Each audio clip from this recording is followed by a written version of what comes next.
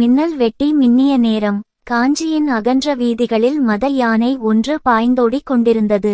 அந்த பெரும்பிராணியின் கோபத்துக்கு ஆளாகியிருந்தவர்கள் சிவிகையில் அமர்ந்திருந்த பிரசித்தி பெற்ற சிற்பி ஆயனரும் அவரது அழகிய மகள் சிவகாமியும்தான். அச்சமயம் வீதியின் ஒரு மூலையிலிருந்து ஒரு வாலிபன் வேகமாக வந்தான். அவன் கையில் நீண்ட வேல் ஒன்று இருந்தது. மின்னல் ஒளியில் அந்த வேல் பளிச்சிட்டது. திடீரென்று அவன் தன் வேலை மத யானையின் பக்கம் வீசி எறிந்தான். வேல் யானையின் துதிக்கையை துளைத்து கொண்டு சென்றது. யானை பெருங்கதறலோடு திரும்பி அந்த வாலிபனை துரத்தியது. சிவிகையிலிருந்து இதையெல்லாம் பார்த்து கொண்டிருந்த ஆயனரும் சிவகாமியும் வாயடைத்து போனார்கள். அந்த இளைஞனின் துணிவும் தீரமும் அவர்களை வியப்பில் ஆழ்த்தின. இந்த பிள்ளைக்கு ஏதும் நேர்ந்துவிடக்கூடாது என்று அவர்கள் உள்ளம் துடித்தது. பரபரப்புடன் சிவிகையிலிருந்து இறங்கி வெளியே வந்தார்கள். அப்போது அந்த பெருவீதி முழுவதும் ஜனசூன்யமாக இருந்தது.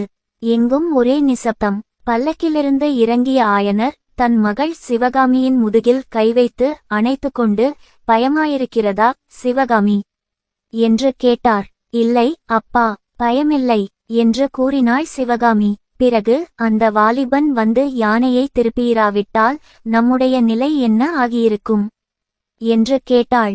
பல்லக்கு சுக்கு நூறாகியிருக்கும் என்றார் ஆயனர். ஐயோ என்று அலறினாள் சிவகாமி. அதற்காகத்தான் சிவிகையை கீழே வைத்துவிட்டு தூக்கிகளை ஓடச் சொன்னேன். நாமும் அருகிலுள்ள வீட்டுக்குள் ஒளிந்திருக்கலாம்.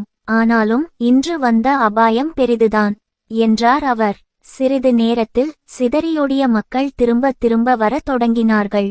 எல்லோரும் நடந்ததை பற்றி ஒரே சமயத்தில் பேசியதால் அந்த இடம் கலகலப்பாக மாறியது.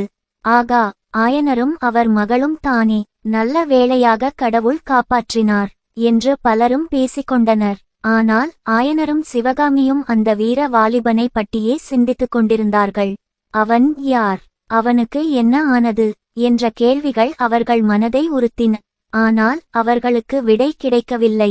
ஆயனர் யானை நின்ற இடத்தை நெருங்கினார். அங்கே யானையின் காலால் மிதிப்பட்டு முறிந்த வேல் கிடந்தது.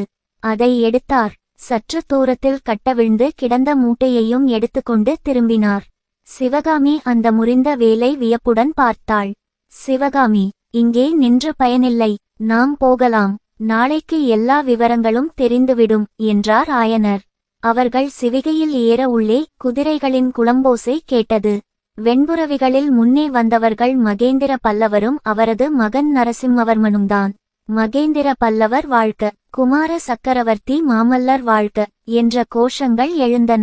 வெண்புறவிகளில் முன்னால் வந்தவர்கள் மகேந்திர சக்கரவர்த்தியும் அவருடைய ஏக புதல்வர் நரசிம்ம பல்லவரும்தான் என்பதை ஆயனரும் சிவகாமியும் உணர்ந்ததும் அவர்களுக்கு பெரிதும் வியப்பு உண்டாயிற்று.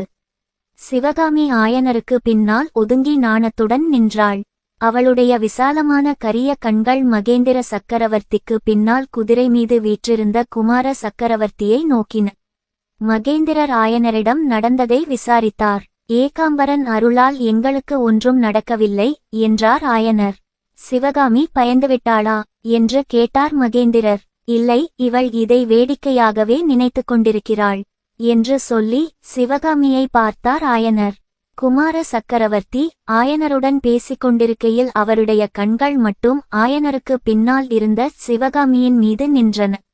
நரசிம்மவர்மர் சற்று தூரத்தில் குதிரை மீதிருந்தபோது அவரை ஏறிட்டு தீவிர நோக்குடன் பார்த்த சிவகாமியோ இப்போது அவர் பக்கமே பார்க்காமல் பூமியை பார்த்து கொண்டிருந்தாள்.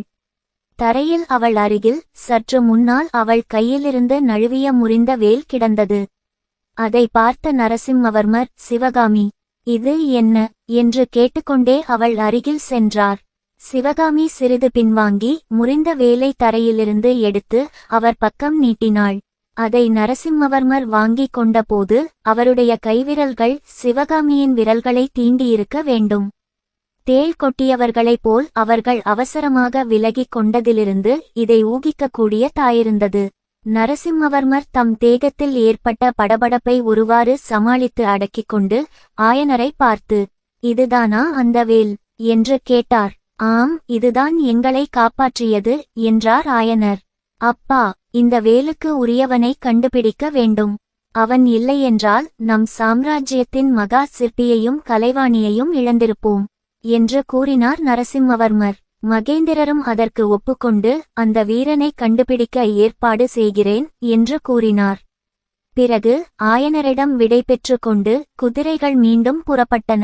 ஆயனரும் சிவகாமியும் தங்கள் சிவிகையில் ஏறினார்கள். காஞ்சியின் கீழ்வாசலை நோக்கி அவர்கள் பயணமானார்கள். ஆனால் அவர்கள் மனதில் அந்த வீர வாலிபனின் நிழல்தான் நீண்டு நின்றது. இந்த கதையில் பரஞ்சோதியின் துணிச்சல் யானையை திருப்பியது.